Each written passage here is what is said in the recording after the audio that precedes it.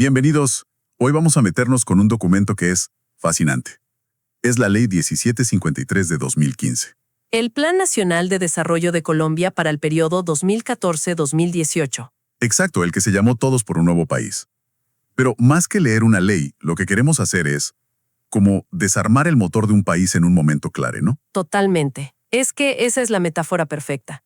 Este no era un plan de desarrollo cualquiera. Era la hoja de ruta económica y social que se estaba escribiendo, digamos, al mismo tiempo que se negociaba el fin de un conflicto de 50 O años. sea que cada artículo respira ese momento. Cada artículo, cada cifra. El objetivo que declaraba era, pues muy ambicioso. Construir una Colombia en paz, equitativa y educada. Una promesa enorme. Paz, equidad y educación. Suena bien. Es una trilogía potente. Pero a ver, ¿cuál es la lógica profunda ahí? ¿Por qué esa combinación? Formaban un trípode. Eran inseparables. Ajá. La paz no podía ser solo firmar un papel. Para que fuera real, sostenible, tenías que cerrar las brechas de inequidad. Las que alimentaron el conflicto por décadas. Justamente. ¿Y cuál es la herramienta más poderosa para cerrar esas brechas y generar movilidad social? Pues la educación. La lógica era, sin educación no hay equidad. Y sin equidad la paz es frágil.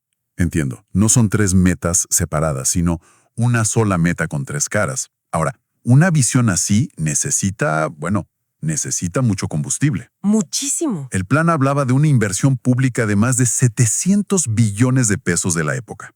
Una cifra descomunal. Y cuando uno ve cómo se repartía esa plata, ahí se ve el mapa de prioridades real. ¿No es cierto? Totalmente. El dinero no miente, y aquí los números hablan clarísimo. La estrategia con la mayor tajada, pero por lejos, fue la de seguridad, justicia y democracia para la construcción de la paz. ¿De cuánto hablamos? Casi 130 billones de pesos. Eso te dice que la prioridad número 1, el cimiento de todo lo demás, era consolidar al Estado para el posconflicto. Claro. Es la inversión para que la máquina no se pague. Pero, ¿y qué hay de los otros motores? ¿Qué cifra te salta a la vista como un contraste fuerte? Sin duda, la de crecimiento verde. A esa se le asignaron unos 4,3 billones de pesos. Un momento. ¿4,3 contra 130? Exacto. Es casi 30 veces menos. O sea, el discurso ambiental estaba ahí, pero la chequera te muestra que la urgencia histórica en ese momento era otra. La apuesta era, primero aseguramos el país y luego ya veremos. Ok, entonces, una cantidad de dinero impresionante con un foco claro en seguridad. Pero la plata por sí sola no moderniza una economía. La gran pregunta era, ¿cómo usar esa nueva estabilidad para prender el motor de la competitividad? Ahí es donde entran las herramientas de innovación. Y con ideas muy concretas, ¿eh? Por ejemplo, se impulsó la creación de los parques científicos, tecnológicos y de innovación. La idea de crear ecosistemas, ¿no? Justo eso. Como barrios especializados donde las universidades, las empresas y el Estado pudieran colaborar físicamente, acortar esa distancia enorme entre la idea de un laboratorio y el producto en el mercado. Suena bien, pero esas iniciativas a veces son lentas, muy del Estado. ¿Cómo se pensó en darle velocidad a eso? Con una pieza clave, Impulsa Colombia. La ley la consolidó como el patrimonio autónomo del gobierno para esto. ¿Qué significa eso en la práctica? Pensemos en Impulsa como una lancha rápida del Estado. En vez de mover la plata en el buque lento y gigante del presupuesto nacional, crearon esta entidad más ágil, más pequeña, diseñada para navegar rápido y financiar proyectos sin tanta burocracia. Me gusta esa analogía. Y buscando en los detalles encuentro algo muy técnico, pero que parece clave. La creación del registro de facturas electrónicas. Esa es una de esas piezas pequeñas que cambian todo el juego. Por un lado, claro, moderniza el comercio, pero su verdadero poder estaba en la lucha contra la ilegalidad. Al tener un registro centralizado y electrónico de las facturas, creas una trazabilidad casi perfecta de la plata. Eso hace mucho más difícil lavar activos o evadir impuestos. Era usar la tecnología para tapar las grietas de las finanzas ilegales. Pero la medida que me parece más radical en este campo es una que tiene que ver con la propiedad intelectual. Permitía que el Estado cediera gratis las patentes de investigaciones que él mismo había financiado. Sí, Un momento, ¿cómo así? ¿El Estado pagaba por la investigación y después regalaba la patente? Suena casi contrario a la lógica. Parece contrario a la lógica, pero tenía una lógica de mercado muy agresiva.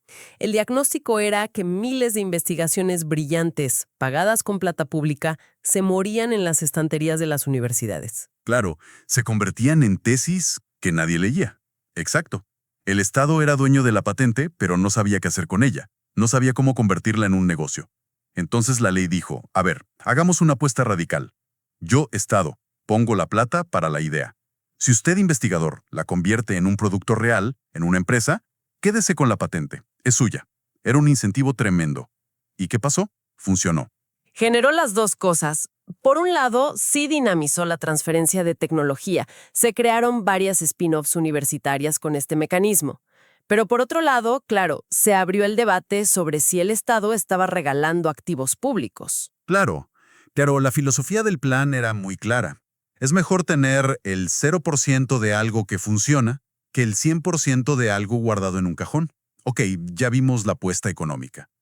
Pero eso puede crear una brecha si la gente no está lista.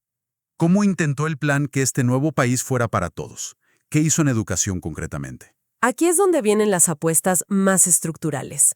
Lo primero, y más directo, fue hacer obligatoria la educación media, o sea que todos los jóvenes tenían que terminar el bachillerato. Y se pusieron plazos, ¿eh? Pero eso es ampliar lo que ya había. ¿Hubo algo que cambiara las reglas de juego de lo que viene después del colegio? Sí, y fue un cambio de arquitectura total. Se crearon dos cosas: el Sistema Nacional de Educación Terciaria, el SNET, y el Marco Nacional de Cualificaciones. Suenan muy técnicos esos nombres, suenan técnicos, pero la idea era simple y revolucionaria para Colombia. Se trataba de derribar los muros entre la formación técnica, la tecnológica y la universitaria. Antes, si estudiabas algo técnico y querías hacer una ingeniería, tenías que empezar casi de cero. Era un sistema de callejones sin salida. Exacto, un laberinto. Lo que este andamiaje buscaba era construir puentes, que los créditos de un técnico te sirvieran para una tecnología y los de esta para la universidad. Crear rutas flexibles para que la gente se formara toda la vida. Valorar todos los saberes. Justamente, facilitar la movilidad social a través de la educación de verdad. Y en el otro gran pilar del bienestar, en la salud, también hubo cambios de ese tamaño. Absolutamente. La ley impulsó una nueva política de atención integral en salud. El objetivo era cambiar el foco, pasar de curar al enfermo en el hospital a un modelo de prevención. Ir a la comunidad, a la familia, antes de que la gente se enferme. Pero entiendo que el verdadero terremoto en la gestión de la salud fue otro. Sí, fue otro. Fue la decisión de crear una sola entidad para manejar toda la plata del sistema, la que hoy conocemos como la ADRES. ¿Y eso qué implicó? Implicó acabar con el FOSIGA, que era un laberinto de cuentas y subcuentas que nadie entendía y era muy difícil de auditar. La idea era simple: meter los billones de pesos de la salud en una sola caja fuerte. Para poder vigilarla mejor, supongo. Para vigilarla mejor, hacer los giros más rápido y, en teoría, hacer todo más transparente. Claro, centralizar suena más eficiente, pero también crea un punto único de falla, ¿no? Un poder inmenso en una sola entidad. ¿Se discutió ese riesgo? Claro que sí. El riesgo de crear un monstruo burocrático o un botín gigante para la corrupción siempre está. La apuesta del gobierno de entonces fue que era más fácil vigilar una sola entidad grande y visible que un montón de fugas pequeñas y ocultas. Bien. Ahora entremos en un tema que es el corazón de muchos conflictos en Colombia: la tierra, el campo. ¿Qué proponía el plan ahí? Atacó el problema con dos herramientas. La primera, el subsidio integral de reforma agraria. Y la palabra clave aquí es integral. ¿Qué lo hacía integral? Que no era solo dar un pedazo de tierra. El subsidio podía cubrir hasta el 100% del valor de la tierra y del proyecto productivo para ponerlo a funcionar. Era entregar tierra con capital semilla, con asistencia técnica, un kit completo. La caña de pescar y enseñar a usarla, no solo el pescado. Esa es la idea. Pero para hacer cualquier reforma agraria, primero tienes que saber qué tierra hay y de quién es. Un problema histórico. Claro, y por eso la segunda herramienta es quizás más importante a largo plazo: la creación del catastro multipropósito, que es mucho más que un mapa para cobrar impuestos. Muchísimo más. Pensemos en el catastro de antes como una foto vieja, borrosa y en blanco y negro del campo. El catastro multipropósito era la promesa de actualizar esa foto a un Google Maps interactivo y en alta definición. Me encanta esa imagen. ¿Y qué información tendría ese Google Maps? Pues no solo los linderos y el dueño, sino también el valor del terreno, el uso que tiene, si hay bosques, si hay agua, el tipo de suelo, todo. Esa información integrada es una herramienta brutal para ordenar el territorio y dar seguridad jurídica. La base para que todo lo demás pueda funcionar. En esencia, sí. Y junto al campo, el medio ambiente.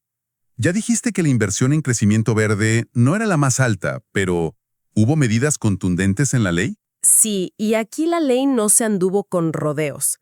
Más allá de las políticas, estableció prohibiciones directas, líneas rojas. La más famosa fue sobre los páramos. ¿Qué se prohibió? Se prohibió explícitamente cualquier actividad agropecuaria y sobre todo de exploración o explotación de minería e hidrocarburos en las áreas delimitadas como páramos. Fue un blindaje legal sin precedentes para las fábricas de agua del país. Una protección total. Y con otros ecosistemas clave. Sí, con los humedales, especialmente con los de importancia internacional, los Ramsar. Ahí también se puso una prohibición total para minería e hidrocarburos. No eran sugerencias, eran mandatos legales, tajantes. Ok, tenemos la visión, un presupuesto gigante, herramientas para la economía, reformas sociales. Una maquinaria muy compleja. La pregunta final es, ¿cómo se aseguraba el plan de que todo esto no se quedara en el papel? Esa es la pregunta del millón. Una de las respuestas fue crear el SINAPINE, el Sistema Nacional de Proyectos de Interés Nacional y Estratégicos. Una especie de etiqueta VIP para proyectos. Básicamente, a ciertos proyectos cruciales se les ponía esta etiqueta y entraban en una vía rápida. Se agilizaban licencias, se facilitaba la compra de terrenos. Era un mecanismo para acelerar lo inaplazable. Un carril rápido burocrático. ¿Y hacia dentro del Estado, se intentó hacer más eficiente la maquinaria? Sí, y es algo que a menudo se pasa por alto. La ley obligó a las entidades públicas a integrar sus diferentes sistemas de gestión, calidad, control interno, etc., en un único modelo. Para que hablaran el mismo idioma. Temas de planeación que no se hablaban entre sí. Un esfuerzo por hacerlo más coherente y menos redundante. En resumen, lo que vemos no es una simple ley. Es el diseño de una arquitectura increíblemente ambiciosa para recalibrar casi todos los sistemas del país al mismo tiempo que se gestionaba la paz. Sin duda. Pero hay una reflexión final que el propio documento nos obliga a hacer. Si uno revisa la ley hoy, verá que muchos de sus artículos más importantes tienen una nota al lado que dice derogado por la Ley 1955 de 2019. El plan de desarrollo del siguiente gobierno. Exacto. Esto nos muestra la naturaleza, a veces volátil, de la planificación nacional. Este plan fue una fotografía muy detallada de las prioridades de un momento histórico, pero esa fotografía fue reemplazada por una nueva 4 años después, lo cual nos deja con una pregunta final casi filosófica para quienes nos escuchan. Al revisar un plan tan estructurado como este, es inevitable pensar, ¿qué elementos de una visión de país a largo plazo, como la que se intentó plasmar aquí, deberían ser sagrados e inmunes a los cambios de gobierno? ¿Y cuáles, por el contrario, deben ser flexibles y adaptarse a las nuevas realidades de cada momento?